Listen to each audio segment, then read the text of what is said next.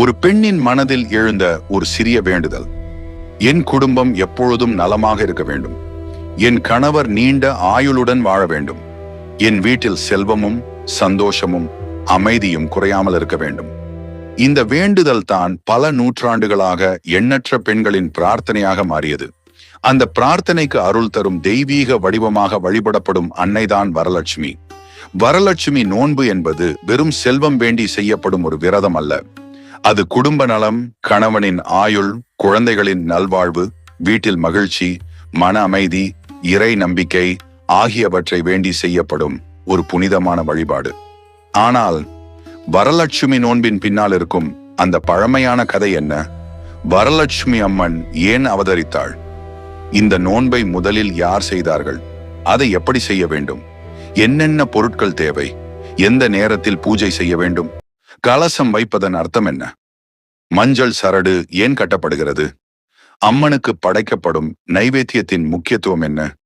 இந்த கேள்விகளுக்கான பதில்களை தெரிந்து கொள்ள நாம் முதலில் அந்த பழைய காலத்திற்கு செல்ல வேண்டும். ஒரு காலத்தில் மகத நாட்டில் குந்தினபுரம் என்ற அழகான நகரம் இருந்ததாக புராண கதை கூறுகிறது. அந்த நகரத்தில் சாருமதி என்ற ஒரு பெண் வாழ்ந்து வந்தாள். சாருமதி சாதாரணமான பெண் அல்ல. அவள் செல்வந்தியாக இருந்ததால் அல்ல, அவள் அழகாக இருந்ததால் அல்ல. அவளுடைய மனதில் இருந்த பக்திதான் அவளை சிறப்பானவளாக மாற்றியது. அவள் தன்னுடைய கணவனை மதித்தாள். மாமியார் மாமனாரை அன்புடன் பார்த்து கொண்டாள். வீட்டில் இருப்பவர்களை தன்னுடைய குடும்பமாக நினைத்தாள். அதிகாலையில் எழுந்து வீட்டை சுத்தம் செய்து நீராடி இறைவனை வணங்கிவிட்டு தான் தன்னுடைய அன்றாட வேலைகளை தொடங்குவாள். அவளுடைய வாழ்க்கையில் பெரிய ஆசைகள் எதுவும் இல்லை. எனக்கு அளவில்லாத செல்வம் வேண்டும் என்று அவள் இறைவனிடம் கேட்கவில்லை. என் குடும்பம் நன்றாக இருக்கட்டும், என் கணவர் நலமாக இருக்கட்டும், என் வீட்டில் எப்போதும் தர்மமும் அன்பும் இருக்கட்டும் என்று மட்டுமே வேண்டிக் கொண்டாள். ஒரு நாள் சாருமதி வழக்கம் போல அதிகாலையில் எழுந்தாள். வீட்டை சுத்தம் செய்தாள். வாசலில் அழகான கோலம் போட்டாள். தீபம் ஏற்றி இறைவனை வணங்கினாள். அன்று அவளுடைய மனதில் ஒருவிதமான அமைதி இருந்தது. அவள் பூஜை அறையில் கண்களை மூடி அமர்ந்தாள். தாயே, என் குடும்பத்தை காப்பாற்று. என் கணவருக்கு நீண்ட ஆயுளை கொடு. எங்கள் வீட்டில் எப்போதும் அன்பும் அமைதியும் நிலைத்திருக்கட்டும் என்று பிரார்த்தனை செய்தாள். அவள் கண்களை மூடியிருந்த போது அவளுடைய மனதில் ஒரு தெய்வீக ஒளி தோன்றியது. அந்த ஒளி மெதுவாக பெரிதானது. அந்த ஒளிக்குள் மகாலட்சுமியின் தெய்வீக வடிவம் தோன்றியது. அன்னை புன்னகையுடன் சாருமதியை பார்த்தாள். சாருமதி திடுக்கிட்டு கண்களை திறந்தாள். தன்னுடைய முன்னால் நின்ற அந்த தெய்வீக வடிவத்தை பார்த்ததும் அவள் கைகளை கூப்பினாள். தாயே என்று கண்ணீர் மல்க வணங்கினாள். அன்னை கூறினாள், சாருமதி, உன்னுடைய பக்தி என்னை மகிழ்ச்சி அடைய செய்திருக்கிறது. உன்னுடைய மனதில் உனக்காக மட்டும் எந்த வேண்டுதலும் இல்லை. உன் குடும்பத்தின் நலனுக்காகவே நீ எப்போதும் பிரார்த்திக்கிறாய். அதனால் உனக்கு ஒரு புனிதமான விரதத்தை நான் அருள்கிறேன். ஆடி மாதம் முடிந்து ஆவணி மாதம் தொடங்கும் காலத்தில் வரும் பௌர்ணமிக்கு முன்பாக வரும் வெள்ளிக்கிழமை அன்று என்னை வரலட்சுமி வடிவில் வழிபட்டு நோன்பு மேற்கொள். அந்த வழிபாட்டை பக்தியுடனும் தூய்மையான மனதுடனும் செய்தால் உன் குடும்பத்தில் மங்களம் பெருகும், செல்வம் வளரும், நோய் துன்பம் நீங்கும், கணவன் நீண்ட ஆயுளுடன் வாழ வேண்டும் என்று வேண்டுபவர்களுக்கு என் அருள் கிடைக்கும், குழந்தைகளுக்கு நல்ல வாழ்வு அமையும், வீட்டில் அமைதி நிலைக்கும் என்று அன்னை அருள் புரிந்ததாக இந்த கதை கூறுகிறது. சாருமதி தலைவணங்கி கேட்டாள், தாயே, நான் இந்த விரதத்தை எப்படி செய்ய வேண்டும்? அன்னை அவளுக்கு விரதத்தின் முறையை விளக்கினாள். அதிகாலையில் எழுந்து நீராடி வீட்டையும் பூஜை இடத்தையும் சுத்தம் செய்து மங்களகரமான கோலம் போட்டு என்னை கலசத்தில் ஆவாகனம் செய்து வழிபடு. என்னை வரலட்சுமியாக நினைத்து பூஜை செய். என்னுடைய 8 வடிவங்களையும் நினைத்து வழிபடு. உனது குடும்பத்திற்காக மட்டுமல்ல, உலகில் உள்ள அனைத்து குடும்பங்களின் நலனுக்காகவும் பிரார்த்தனை செய் என்று கூறி அன்னை மறைந்தாள். சாருமதியின் கண்களில் ஆனந்த கண்ணீர்.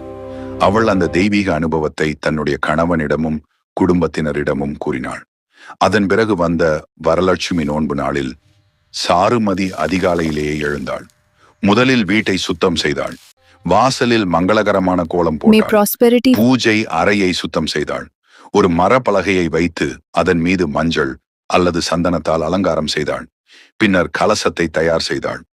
இங்கேதான் வரலட்சுமி நோன்பின் முக்கியமான ஆன்மீக அடையாளங்களில் ஒன்று வருகிறது. கலசம். ஒரு செம்பு அல்லது வெள்ளி கலசத்தில் தூய்மையான நீர் நிரப்பப்படுகிறது.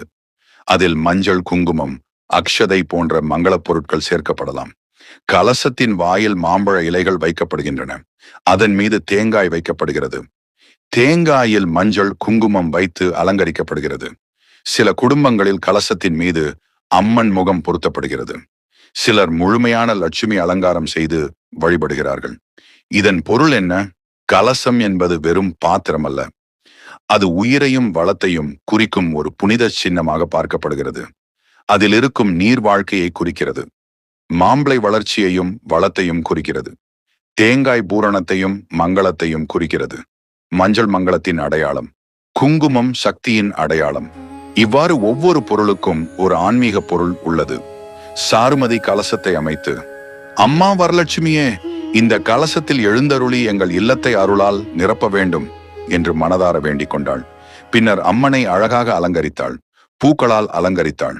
மஞ்சள் குங்குமம் வைத்து பூஜை செய்தாள். தீபம் ஏற்றினாள். ஊதுபத்தி ஏற்றினாள். நைவேத்தியங்களை தயாரித்தாள்.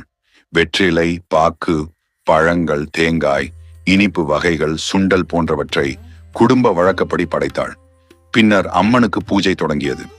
முதலில் விநாயகரை வழிபடுவது பல குடும்பங்களில் வழக்கமாக உள்ளது. எந்த தடையும் இல்லாமல் இந்த பூஜை நிறைவேற வேண்டும் என்று விநாயகரை வேண்டிக் கொள்கிறார்கள்.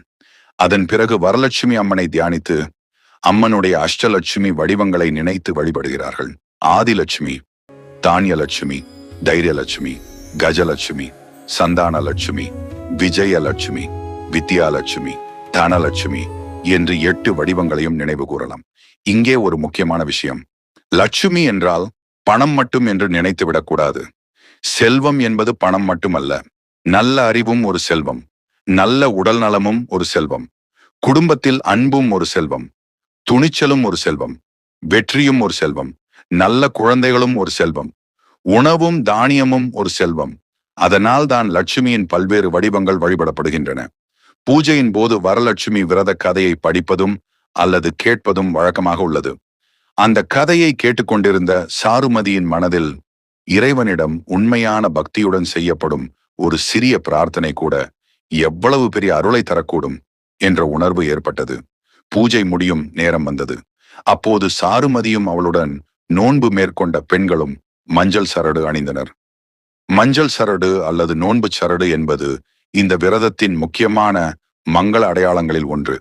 சில குடும்பங்களில் மஞ்சள் தடவிய நூலில் சிறிய முடிச்சுகள் போட்டு அணிவார்கள். சில இடங்களில் அதில் சிறிய மங்கள சின்னங்கள் இணைக்கப்படலாம். அதை அணியும் போது, அம்மா, என் குடும்பத்தை காப்பாற்று, என் கணவருக்கு நீண்ட ஆயுளை அருள், என் குழந்தைகளுக்கு நல்ல எதிர்காலத்தை அருள், எங்கள் வீட்டில் மங்களம் நிலைத்திருக்கட்டும் என்று பிரார்த்தனை செய்கிறார்கள். அதன் பிறகு சுமங்கலி பெண்களுக்கு தாம்பூலம் வழங்குவது பல குடும்பங்களில் வழக்கமாக உள்ளது. வெற்றிலை, பாக்கு, மஞ்சள், குங்குமம், பூ, பழம், தேங்காய் போன்ற மங்கள பொருட்கள் வழங்கப்படலாம். சிலர் சிறிய பரிசு பொருட்களையும் வழங்குவார்கள். இதன் பின்னால் இருக்கும் அழகான கருத்து என்னவென்றால், நான் மட்டும் வளமாக இருக்க வேண்டும் என்ற எண்ணம் அல்ல, எல்லா பெண்களும் மங்களமாகவும் மகிழ்ச்சியாகவும் வாழ வேண்டும் என்ற எண்ணம். அதனால்தான் மற்ற பெண்களை அழைத்து தாம்பூலம் வழங்கும் வழக்கம் ஏற்பட்டது. சாருமதி தன்னுடைய பூஜையை முடித்த பிறகு அவள் மட்டும் அல்ல, அவளுடைய குடும்பமும் மகிழ்ச்சி அடைந்ததாக கதை கூறுகிறது. அவளுடைய இல்லத்தில் செல்வமும் வளமும் பெருகியது. அவளுடைய வாழ்க்கையில் நல்ல மாற்றங்கள் ஏற்பட்டன. அந்த நாள் முதல் அந்த விரதம் பல இடங்களில் பெண்களால் பக்தியுடன் கடைபிடிக்கப்பட்டதாக நம்பப்படுகிறது. இப்போது